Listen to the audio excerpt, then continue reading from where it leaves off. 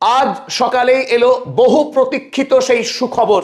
Hamas এবং Israel তারা যুদ্ধ বন্ধের বিষয়ে একমত হচ্ছে যুদ্ধ বিরতি। ডোনাল্ড ট্রাম্পের 20 দফা গাজা শান্তি প্রস্তাব মেনে গত সোমবার থেকে কায়রোর শার্ম এল শেখ শহরে যে দ্বিপাক্ষিক আলোচনা চলছিল হামাস এবং ইসরায়েলের মধ্যে, সেই প্রথম পর্বের আলোচনা সমাপ্ত হয়েছে এবং দুই পক্ষ তারা যুদ্ধ বন্ধের বিষয়ে একমত হয়েছে কিছু শর্ত মেনে নিয়ে। গোটা পৃথিবীকে স্বস্তি দিয়ে শেষ পর্যন্ত এই মর্মান্তিক গাজা যুদ্ধ থামছে। আগে থেকেই আঁচ করা গিয়েছিল যে বুধবারের রাতেই হয়তো এই সুখবর আসবে, কিন্তু রাত গড়িয়ে ভোরবেলায় এই সুখবর দিলেন ডোনাল্ড ট্রাম্প তার ট্রুথ সোশ্যাল মিডিয়াতে যে যুদ্ধবিরতি হচ্ছে এবং তিনি এই দিনকে অভূতপূর্ব ঐতিহাসিক দিন বলে আখ্যায়িত করেছেন। ধন্যবাদ জানিয়েছেন কাতার, মিশর এবং তুরস্ককে এবং বিশেষ করে তার আমেরিকা রাষ্ট্রকেও, যে তাদের সফল প্রচেষ্টার মধ্য দিয়েই এই মর্মান্তিক যুদ্ধের পরিসমাপ্তি হচ্ছে এবং ইসরায়েলি পণবন্দীরা শেষ পর্যন্ত দেশে ফিরছে এবং গাজা থেকে ইসরায়েলি সেনাকেও প্রত্যাহার করে নেওয়া হচ্ছে। এবং তিনি নিজে জানিয়েছেন শুক্রবার মিশরে উপস্থিত থেকে দুই পক্ষের মধ্যে এই শান্তি চুক্তি স্বাক্ষর করাবেন। অন্যদিকে বেঞ্জামিন নেতানিয়াহু ধন্যবাদ জ্ঞাপন করেছেন ডোনাল্ড ট্রাম্পকে এই যুদ্ধ বিরতিতে তার এই কমিটমেন্টের কারণে। আবার হামাসও ডোনাল্ড ট্রাম্পকে ধন্যবাদ জ্ঞাপন করেছেন তার এই সিজ ফায়ারের অক্লান্ত পরিশ্রমের জন্য। গাজাবাসী খুশি, তারা আনন্দ উদযাপন করছে। ওদিকে খুশি ইসরায়েলের সাধারণ মানুষ, কারণ তাদের যে পণবন্দী তারা ঘরে ফিরছে। থামছে রক্তপাত, বন্ধ হচ্ছে ফিলিস্তিনি জনতার গণহত্যা। আরব বিশ্ব থেকে শুরু করে সারা পৃথিবীর মানুষ এই খবর পেয়ে স্বস্তির নিঃশ্বাস ফেলছেন। থামছে রক্তপাত, বন্ধ হচ্ছে ফিলিস্তিনি জনতার গণহত্যা।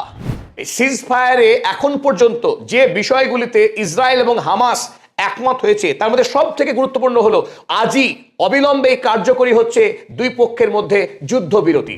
ইসরায়েলের যে সবচাইতে গুরুত্বপূর্ণ দাবি ছিল যে হামাসের কাছে যে 48 জন পণবন্দী আছে সেই পণবন্দীকে ফেরত দিতে হবে। হামাস এই বিষয়ে একমত হয়েছে এই সপ্তাহের শনি বা রবিবারের মধ্যেই যে 20 জন জীবিত ইসরায়েলি পণবন্দী হামাসের কাছে আছে তাদেরকে ফেরত দেবেন, এমনকি মৃত 28 ইসরায়েলি ব্যক্তির দেহও ফেরত দেওয়া হবে।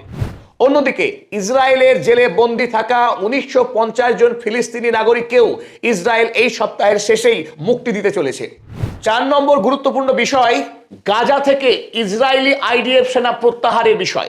প্রথম পর্যায়ের যুদ্ধবিরতির আলোচনায় দুই পক্ষের মধ্যে ঠিক হয়েছে ইসরায়েল অবিলম্বেই গাজা থেকে তার সেনা প্রত্যাহার করবে। ডোনাল্ড ট্রাম্পের দেয়া পরিকল্পনা অনুযায়ী যে ইয়েলো লাইন, এই ইয়েলো লাইন থেকে এই অংশ থেকে প্রথম পর্যায়েই ইসরায়েল তার সমস্ত আইডিএফ সেনাকে প্রত্যাহার করে নেবে। এর ফলে গাজা ভূমির 45% অংশ থেকে ইসরায়েলি সেনা প্রথম ধাপে প্রত্যাহার করে নেওয়া হবে ইসরায়েলের পক্ষে। পরবর্তীতে আলোচনার সাপেক্ষে ধাপে ধাপে এই রেড লাইন এবং ব্লু লাইন থেকেও সেনা প্রত্যাহার করে নেওয়া হবে বলে আগেই জানানো হয়েছিল ডোনাল্ড ট্রাম্পের পক্ষে। এই বিষয়ে ঐক্যমত হয়েছে দুই পক্ষ। 5 নম্বর গুরুত্বপূর্ণ বিষয় এই সিজ ফায়ারের মিটিংয়ে যেটা ঠিক হয়েছে অবিলম্বে অত্যন্ত দ্রুততার সঙ্গে শুরু করতে হবে গাজা রিকনস্ট্রাকশন প্ল্যান। এই গাজা রিকনস্ট্রাকশন প্ল্যান একদিকে চলবে, অন্যদিকে এই সমস্ত অঞ্চলে যে সমস্ত ফিলিস্তিনিরা বসবাস করতেন সেই ফিলিস্তিনিরা তাদের পূর্বের ঠিকানায় ফিরে আসতে পারবে। অন্যদিকে আর একটি গুরুত্বপূর্ণ বিষয় ডোনাল্ড ট্রাম্পের প্রস্তাবে যেটি ছিল যে গাজা রিকনস্ট্রাকশনের ক্ষেত্রে ফান্ডিংটা মূলত আরব দেশ থেকে আসবে বলে যেটা ঘোষণা করে রেখেছিলেন, সেই বিষয়ে আলোচনা হয়েছে। কেবলমাত্র আরব বিশ্ব নয়, পৃথিবীর অন্যান্য দেশও সরাসরি তারা অর্থ সাহায্য করবে গাজা ভূমিকে রিকনস্ট্রাকশনের কাজে। মিশরের শার্ম এল শেখ শহরে যে দ্বিপাক্ষিক আলোচনা চলছিল এই আলোচনাতে যুদ্ধবিরতি বিষয়ে ঐক্যমত হলেও কিছু কিছু বিষয় রয়েছে যে বিষয়গুলো নিয়ে এখনো হামাস এবং ইসরায়েল ঐক্যমতে পৌঁছতে পারেনি, যেগুলো দ্বিতীয় পর্যায়ের আলোচনায় ঠিক হবে বলে জানানো হয়েছে। গাজাতে যে অন্তর্বর্তীকালীন টেকনোক্রেটিক সরকার তৈরি হবে সেই সরকারে হামাসের প্রতিনিধিত্ব থাকবে কি থাকবে না এই বিষয়ে পরবর্তী পর্যায়ের আলোচনায় ঠিক হবে, কারণ প্রাথমিকভাবে ইসরায়েল এই বিষয়ে সম্মতি জানায়নি। 2 নম্বর যে গুরুত্বপূর্ণ বিষয়, হামাস সিজ ফায়ারে সম্মত হলেও ইসরায়েলের বরাবর করে আসে যে দাবি, অর্থাৎ হামাস সম্পূর্ণরূপে নিরস্ত্রীকরণ করবে, অর্থাৎ তার হাতে কোনো অস্ত্র থাকবে না। হামাস দ্ব্যর্থহীন ভাষায় স্পষ্ট ভাষায় জানিয়ে দিয়েছে তারা অস্ত্র পরিত্যাগ করছে না, কারণ তারা মনে করে তারা যদি অস্ত্র পরিত্যাগ করে গোটা গাজা ভূমিকে ইসরায়েলের হাতে তুলে দেওয়ার সমার্থক হবে। তাই হামাস এই মুহূর্তে অস্ত্র পরিত্যাগের যে দাবি সেটা সরাসরি প্রত্যাখ্যান করেছে।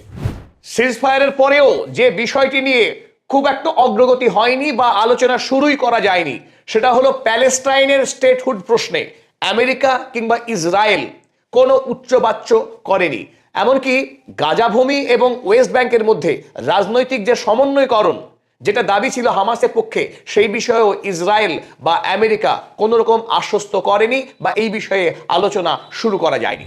পরিশেষে আমরা বলবো, সারা পৃথিবীর মানুষ অধীর আগ্রহে অপেক্ষা করছিল অন্তত গাজা ভূমিতে যুদ্ধ বন্ধ হোক, বেঁচে যাক এই 18 লাখ ফিলিস্তিনি মানুষ। এই পৃথিবীকে স্বস্তি দিয়ে অন্তত পরিশেষে যুদ্ধবিরতির ঘোষণা হলো।